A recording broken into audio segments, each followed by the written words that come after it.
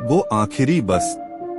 कुछ रास्ते ऐसे होते हैं जहां इंसान नहीं, परछाइयां चलती हैं। ये कहानी है एक ऐसी ही बस की जो रात को मिलती है लेकिन कभी मंजिल तक नहीं पहुंचती। राहुल एक प्राइवेट कंपनी में काम करता था।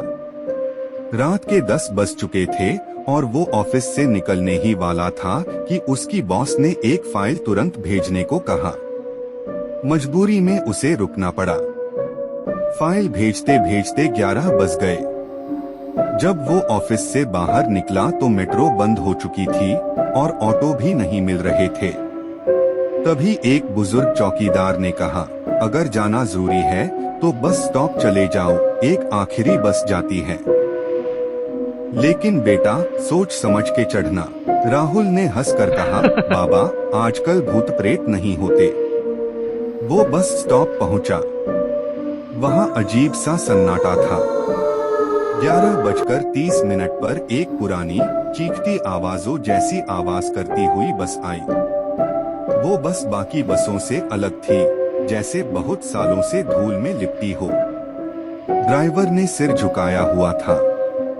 कंडक्टर की आंखें लाल थीं और वो बिना बोले हाथ हिलाकर राहुल को अंदर आने का इशारा करता है। राहुल बस में बैठ गया। बस में 6 से 7 और लोग थे, सब चुप। कोई किसी से बात नहीं कर रहा था और सबकी आंखें एकदम फिक्स थीं, जैसे पुतले हों। बस धीरे धीरे सुनसान रास्तों से निकलने लगी। राहुल ने खिड़की से बाहर देखा तो घना कोहरा था और हर पेड़ की शाखाओं पर जैसे कोई लटका हुआ हो। अचानक बस रुक गई।